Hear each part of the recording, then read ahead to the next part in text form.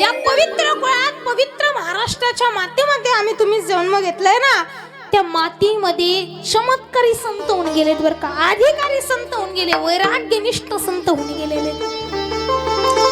संत वामन भाऊ आणि संत भगवान बाबांच्या पुण्यतिथी निमित्त एक हा सोहळा आपण सर्वजण करतो. कोण होते नेमकं भगवान बाबा, कोण होते वामन भाऊ, यांचं चरित्र कधीतरी आपल्या डोळ्यासमोर आले पाहिजे. त्यांचे चमत्कार काय हे जगाला कळलं पाहिजे. एक वाक्य बोलून जाऊ. जर संत वामन भाऊच्या आणि भगवान बाबांच्या जीवन कालामध्ये जर एखादा त्यांचं चरित्र लिहायला जर एखादा व्यक्ती असता आणि आज जर ते चरित्र प्रकाशित केलं असतं तर ज्ञानोबा तुकोंबरांच्या मांदी आळीमध्ये संत भगवान बाबा आणि वामन भाऊ बसले असते बरं का, असं मला वाटतं. भगवान बाबा आणि संत वामन भाऊंच्या चरित्रामधील एक गोड प्रसंग माझ्या वाचनातून गेला. बीड जिल्ह्यामध्ये शिरूर तालुक्यामध्ये एक शितोळी नावाचं गाव आहे. कोणतं?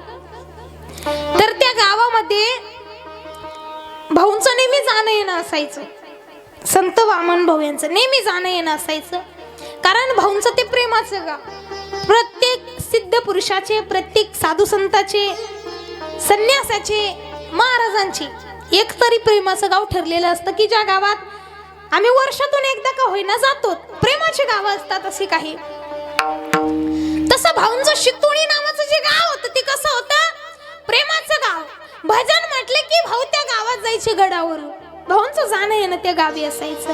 आणि त्या गावामध्ये भजनी मंडळातील एक गायक, एक टाळकरी, सखाराम पाटील त्याचं नाव. आणि तो सखाराम पाटील भाऊंचा आवडता टाळकरी असायचा. जर भाऊ गडावरून गावात आले आणि भजनाला जर मंदिरात गेले, पहिले विचारायचे ग्रामस्थांना, सखाराम पाटील कुठे दिसत नाही. सखाराम पाटलाला बोलून आणा. सखाराम पाटील म्हणेल ती पूर्व दिशा गडावरती. एवढा भाऊंच्या जवळचा सखाराम पाटील. बोला, लक्षात येतंय? थोडं लक्ष देऊ नये का? भाऊंचा आणि त्यांचा अगदी जीवाचा संबंध, जीवलग मित्र ते म्हणायला हरकत नाही. पण आता एक दिवस झाला, असं बरेच झाले भाऊ गडावरून इकडे गावात आले नाही. आणि सखाराम पाटील नको त्या माणसांच्या संगतीत लागला. मी असं म्हणत नाही की आचरण भ्रष्ट झाला. मी काय म्हटले? नको त्या माणसांच्या संगतीत लागला. आता नको ते म्हटल्यानंतर तुमच्या लक्षात येत असेल मला काय बोलायचंय. नको ते म्हणजे खाणाऱ्या पिणाऱ्यांच्या संगतीत लाभला, खाणाऱ्या पिणाऱ्यांच्या संगतीत गेला. एक सांगू महाराज, आपलं शास्त्र असं सांगतंय, सगळ्यात महत्वाची जर जीवाला काही, सगळ्यात महत्वाचं जीवनासाठी काही महत्वाचं असेल, जीवाला सगळ्यात जास्त जर कशाची गरज असेल तर योग्य संगतीची.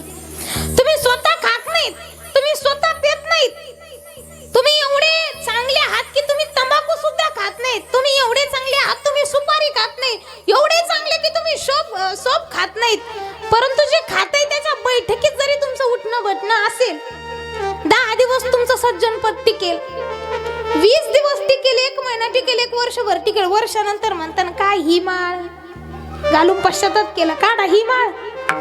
खरे की नाही? तुम्ही चांगले आहात, पण ज्यांच्या बैठकीत तुमची बसण्याची जागा आहे, ज्या बैठकीत तुम्ही बसता, ज्यांच्या संगतीत तुम्ही उठता, संगत फार महत्वाची आहे. संताची संगती मनोमार्ग गती, आकळावा श्रीपती येणे पंथी. संगत कोणाची असावी? साधू संताची, कीर्तनकाराची, कथाकाराची संगत असावी. आमची संगत ती नाही. जे पेतात, बरेच लोक म्हणतात दीदी मी स्वतः काय करीत नाही, गळ्यात माळे, फक्त माझा मित्र 2-4 दिवसातून कधीतरी. म्हटलं ठीक आहे, तुम्ही सुद्धा आता कधीतरी. बोलला, लक्षात येते? सखाराम पाटील नको त्या माणसांच्या संगतीत लागला. लागल्यानंतर सखाराम पाटलाच्या गळ्यातली माळ तुटली, गळ्यातली माळ गेली. सखाराम पाटील फक्त आतापर्यंत संगतीतच होता, आतापर्यंत पाहतच होता, आतापर्यंत त्यांच्या संगतीत होता, पण आता सखाराम पाटलाच्या गळ्यातली माळ गेली आणि सखाराम पाटील स्वतः वाईट आचरण करू लागला, पाप करू लागला. आणि आता सगळं गाव सखाराम पाटील भेटलं की गावातले ग्रामस्थ म्हणू लागले, काय पाटील, अहो तुम्ही भाऊंच्या आवडत्या, एवढ्या मोठ्या संताच्या आवडते तुम्ही, आणि तुम्ही असं आचरण भ्रष्ट होणं, तुम्ही असं पाप करणं हे तुम्हाला शोभून दिसत नाही. पण आता कसं आहे माहितीये का, जो पेतो जो खातो ना त्याला वाटतं मी बरोबर आहे, हे लोकच चुकीचे आहेत. बरोबर आहे की नाही? तसं त्या सखाराम पाटलाला वाटायचं, अरे काय हे लोक मला दोष देतात, मी एवढा चांगला माणूस, मी चांगला म्हणून तर भाऊ मला बोलत होती, आता नाही. सखाराम पाटील वाईट आचरण करू लागला आणि एक दिवस गावातले काही लोक दिंडी निमित्त, काही वारी निमित्त गडावर गेले. गडावर गेल्याच्या नंतर भाऊंची भेट घेतली. भाऊ म्हटले सखाराम पाटील कुठे दिसत नाही, दरवर्षी येतो भेटीला, म्हणे गडावर काय आला नाही. गावकऱ्यांनी खाली मान घातली आणि भाऊंनी समजून घेतलं, म्हणे काहीतरी झालं. काय झालं? आजारी आहे का सखाराम पाटील? काही तब्येत बरोबर नाही का त्याची? घरी कोणती अडचण आहे का? काय झालं? सखाराम पाटील का आला नाही माझ्या भेटीला? प्रत्येक वेळेस तर येत असतो. खाली माना घालून गावकऱ्यांनी सांगितलं, भाऊ म्हणे तुमची अपेक्षा भंग झाली, म्हणे तुमची अपेक्षा तुटली. सखाराम पाटील नको त्या माणसाच्या संगतीत लागला आणि सखाराम पाटलाच्या गळ्यातली माळ तुटली. भाऊ वामन भाऊंना वाईट वाटलं आणि वामन भाऊंना असं वाटलं की आपल्याला कोणाचा तरी उद्धार करता आला पाहिजे, कारण संत आपण किती पाप केलं तरी संताच्या अंतःकरणात एकच असते, या जीवाचा उद्धार करायचा. लेकराकडून किती चुका झाल्या तरी आईचं अंतःकरण शेवटपर्यंत म्हणत असतो की एकदा माझ्या लेकराला माफ करते. तसं भाऊंना वाटलं जाऊ द्या, मी जर समजून सांगितलं, मी जर एकदा गावात गेलो तर सखाराम पाटील पुन्हा माळ घालेल, म्हणून भाऊ गडावरून गावात आले. कोणासाठी आले होते आता गावात? बोला चला, पाठीमागच्या खुर्चीवाल्या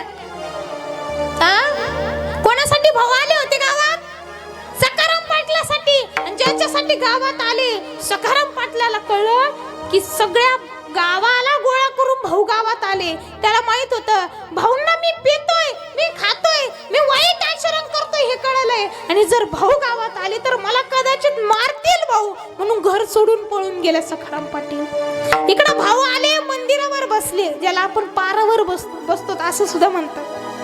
मंदिराच्या ओट्यावर भाऊ जाऊन बसले आणि गावकऱ्यांना सांगितलं, जा म्हणे त्या सखाराम पाटलाच्या घरी त्याला बोलून आणा.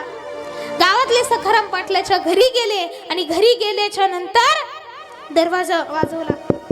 बायकोने दरवाजा उघडला, म्हणे घरात ते नाहीत. लेकरांना विचारलं, म्हणे पप्पा घरी नाहीत. सखाराम पाटील घरात नाही हे कळल्यानंतर गावकऱ्यांनी गावात शोध घेतला. गावात सखाराम पाटील सापडला नाही. पंचक्रोशीत गेले, पंचक्रोशीत सखाराम पाटील सापडला नाही आणि दुःखी होऊन दुःखी अंतःकरणाने गावकरी भाऊ जवळ आले आणि संत वामन भाऊंना गावकरी सांगू लागले, भाऊ म्हणे घरात सखाराम पाटील नाही, गावात सखाराम पाटील नाही. पंचक्रोशीत सखाराम पाटलाचा शोध घेतला परंतु पंचक्रोशीत सखाराम पाटील सापडला नाही. अहो शेवटी संताचं अंतःकरण होते. गडावरून कोणासाठी आले होते? सखाराम पाटलासाठी. ज्याच्यासाठी आपण आलो, भाऊला असं वाटलं ज्याच्यासाठी आपण आलो तो पळून गेला, तो गाव सोडून गेला. राग आला भाऊंना आणि रागाच्या भरात जणू संताच्या मुखातून शापवाणी बाहेर पडली. भाऊ म्हटले घरी सखाराम पाटील दिसत नाही, नाही दिसू द्या. गावात दिसत नाही, नाही दिसू द्या. पंचक्रोशीत सखाराम पाटील दिसत नाही, नाही दिसू द्या. गावच्या जवळ एक डोंगर आहे आणि त्या डोंगरावरती येत्या 8 दिवसानंतर गिधाडं, कोल्हे, कुत्रे, लांडगे, वाघ सखाराम पाटलाला तोडताना तुम्हाला दिसतील. आणि भाऊंनी गाव सोडलं. हा संताचा चमत्कार, हा संताचा अधिकार. संताच्या मुखातून शापवाणी बाहेर पडली. संत वामन भाऊ म्हटले की 8 दिवसानंतर तुम्हाला दिसल. गावकरी 8 दिवसानंतर गावच्या जवळ एक डोंगर होता, त्या डोंगराजवळ गेले तर सखाराम पाटलेला कितीतरी कुत्रे, कितीतरी गिधाडं आणि कावळे, कोल्हे, कुत्रे खाताना दिसत होते, तोडताना दिसत होते. म्हणून संत भगवान बाबांसारखे आणि संत वामन भाऊ सारखे जे संत आहेत ते पुन्हा ओढ्या नाही बरं का. आणि त्यांच्या पदस्पर्शाने पावन झालेल्या भूमीत आम्ही तुम्ही जन्म घेतला, हे प्रथम आपलं भाग्य आहे. विठ्ठल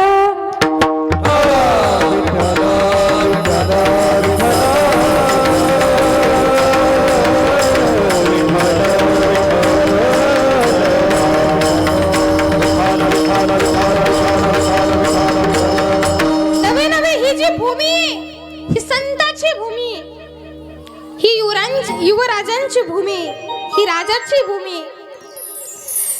म्हणून शांती ब्रह्म श्री संत एकनाथ महाराज म्हणतात की प्रभूचं चिंतन करत असताना, त्या भगवान परमात्म्याची भक्ती करत असताना संतांनी जीवाला काय दिलाय? उपदेश केलाय भक्तीचा.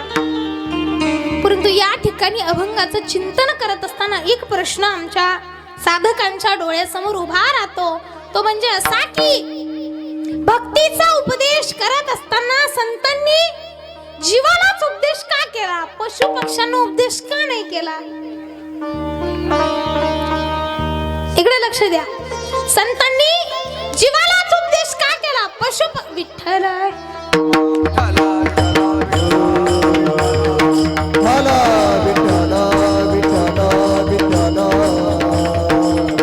तिची आई कुठे गेली? आई जरा धरावर आहे त्याला. ऐका, कुठे चाललं होतं आपलं? हा, म्हणजे सगळं गाडा मीच हाकावं असं काही ठरलं नव्हतं आमचं. कीर्तन घेताना कुठे चाललं होतं? हा, पशु पक्ष्यांना उपदेश का नाही केला, जीवालाच उपदेश का केला? बरोबर आहे बाबा, बरोबर की नाही? भक्तीचा विषय सगळा उपदेश आपल्याला, सगळा अट्टास आपल्याला पशु पक्ष्यांना का नाही केला? ऐका, आहार, भय, निद्रा आणि मैथून 4 गोष्टी आपण इथे घेतल्या. किती बोलत चला लोक? थोडासा अवघड प्रश्न आहे, थोडस लक्ष देऊ नये का? किती गोष्टी घेतल्या? 4. कोणत्या कोणत्या? आहार, भय, निद्रा आणि मैथून. पहिला आहे आहार. पशु पक्ष्यांच्या, जीवाच्या, संताच्या 3 वर्ग इथे घेतले. पहिला पशु वर्ग, दुसरा मनुष्य वर्ग आणि तिसरा संत वर्ग. पशु पक्ष्यांच्या दृष्टीत, माणसाच्या दृष्टीत आणि संताच्या दृष्टीनुसार जर विचार केला, पशु पक्ष्यांना सुद्धा अन्न लागतं, आपल्याला अन्न लागतं, संतांना अन्न लागतं. म्हणजे पशु पक्षात, माणसात आणि संतात या गोष्टीत कुठलाही फरक नाही. चला पुढे. दुसरी काय आहे? आहार, भय. दुसरं काय? भीती. दगड मारलं की कुत्रं घाबरतय. आ, दगड मारलं की कुत्रं घाबरतय आणि कुत्रं पळाल्यावर आपल्या पाठीमागं लागतंय. म्हणजे आपल्याला भीती आहे की नाही? आपल्याला भीती वाटते, पशु पक्ष्यांना भीती वाटते. मग भयाच्या दृष्टीमध्ये माणूसही भीतो, पशु पक्षी भीतात, संतही भीतात. मग ह्या गोष्टी सुद्धा साम्य आहे. लक्षात येते? तिसरी आहे निद्रा. पशु पक्षी आराम करतात, आपण आराम करतो, संत आराम करतात. याच्या गोष्टीत सुद्धा साम्य आहे. आणि मग इथून तर पशु पक्षी करतात आणि मनुष्य देखील करतो. मग मला सांगा, एकच गोष्ट अशी जी भगवान परमात्माने पशु पक्ष्यांना दिली नाही आणि माणसाला दिली, ती कोणती? मोबाईल, पाण्याची वस्तू. मग कोणती? ज्ञान. काय? ज्ञान. जे भगवान परमात्माने पशु पक्ष्यांना नाही दिलं, कोणाला दिलंय? माणसाला दिलेलं आहे. पण माणसाने या जीवावरती येऊन काय केलं तर परमार्थ साधला नाही, म्हणून तो पशु पक्षाहून सुद्धा हीन समजला जातो. विठ्ठल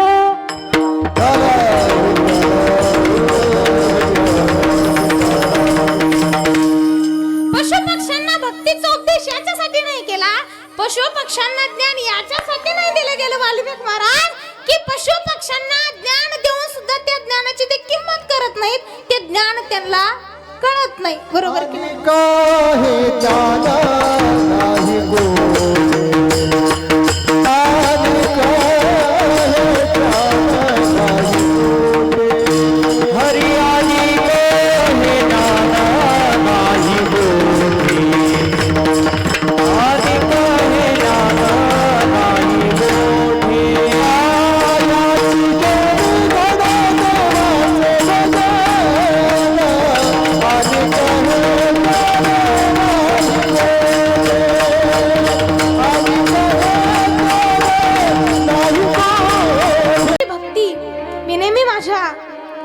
कथेमध्ये म्हणत असते, कारण माझं आवडतं की ते बघा.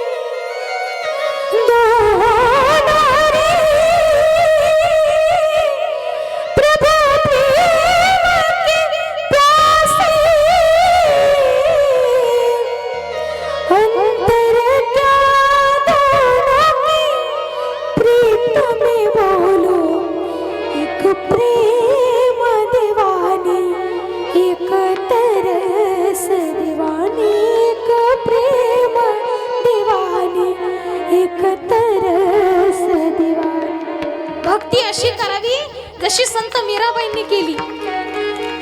मीरा की प्रभु गिरिधर राधा के मनमोहन राधा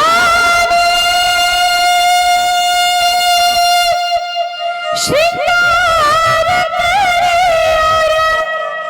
मीरा वन जोगन एक रानी एक दासी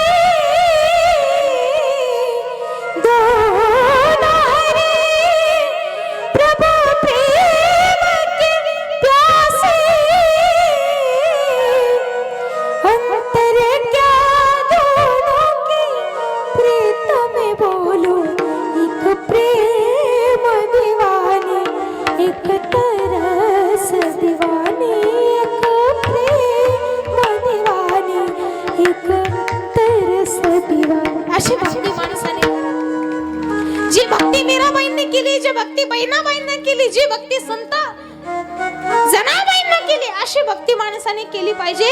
कारण संत जेव्हा कर्म करतात, संत जेव्हा भगवंताची सेवा करतात, तेव्हा ईश्वर अर्पण बुद्धीने संत कर्म करत असतात.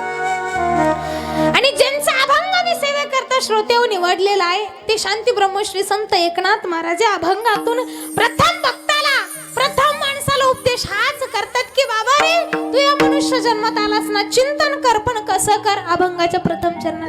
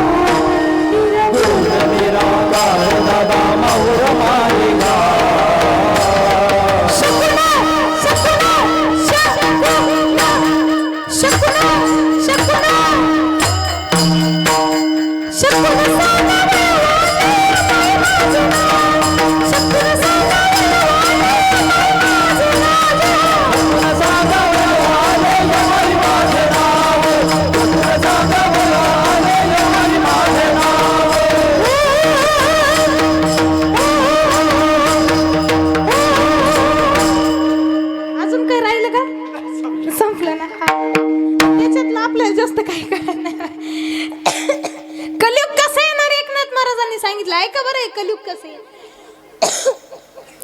कलियुगाची दादाई कावी थोरी,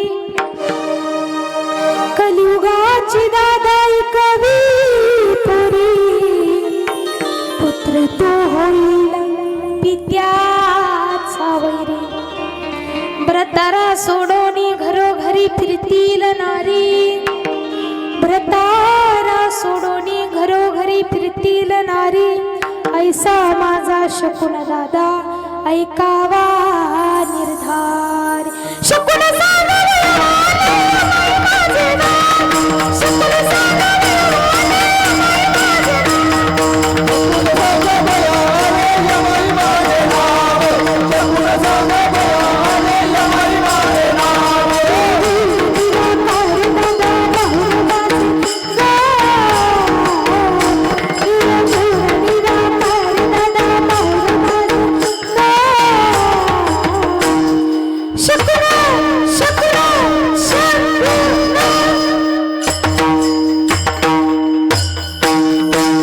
शकुन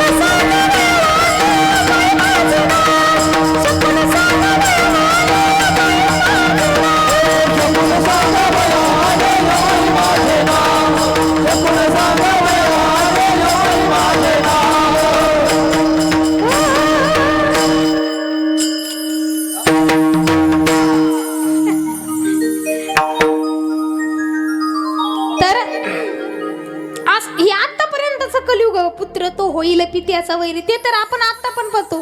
कितीतरी मुलं आपल्या बापाला मारतात, घराच्या बाहेर काढून देतात, भांडतात. कोण कोणाला? बापानी मुलाला भांडावं का मुलांनी बापाला भांडावं? तुम्ही सांगा बाबा. पण हे काय आहे? कलियुगे भ्रातारा सोडून घरोघरी फिरतील नारी. कितीतरी बाया, कितीतरी केसेस मी अशा पाहिल्यात. नवरा असताना दुसऱ्या संगी हिंडतात. आणि या मुंबई पुणे जरा दाट शक्यता आहे. विठ्ठल